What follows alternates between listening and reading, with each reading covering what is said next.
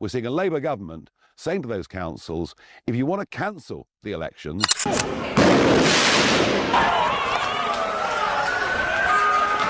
Boxing Day 2025 was supposed to be a diplomatic triumph for Keir Starmer, but Alaa Abd El Fattah's arrival at Heathrow opened a Pandora's box. Within hours, old tweets filled with hatred were unearthed, transforming the Prime Minister's joy into a political death warrant. Nigel Farage seized the moment, immediately issuing a letter demanding the revocation of citizenship. Downing Street fell silent, but the streets did not. 90,000 people turned Westminster into a sea of outrage. This is no longer about one individual. It is the explosion of a resentment that has been suppressed for 18 months. In the House of Commons, the atmosphere is frozen. The motion for a vote of no confidence has just been tabled. This is the nuclear option, Parliament's final weapon to topple a government. The reason? It is not just about one radical activist. It is the lethal combination of an economy on the brink of recession, an NHS crumbling into pieces, and cabinet financial scandals worth hundreds of millions of pounds. Prime Minister Starmer,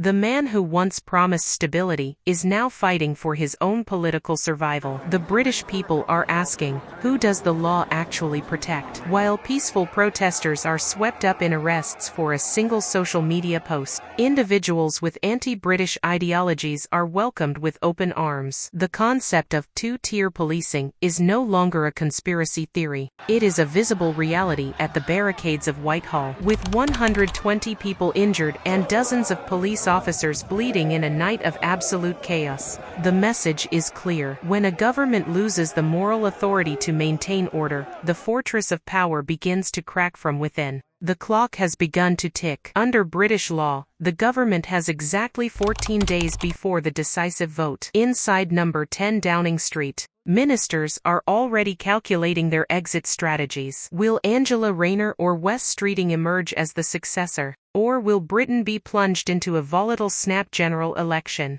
The petition demanding the Prime Minister's resignation has surged past 400,000 signatures. With every passing minute, Starmer's power leaks away through the cracks of a government devoid of transparency. Westminster is entering its darkest days of 2026. This battle is no longer just about a prime minister, it is about the identity and the very future of Great Britain. As dawn breaks over the River Thames, the only question that remains is, can this government survive the next 14 days? Or is this the final act of a reign that promised so much, yet ended in such bitterness? The truth is out in the open, and the final decision lies in your own awakening.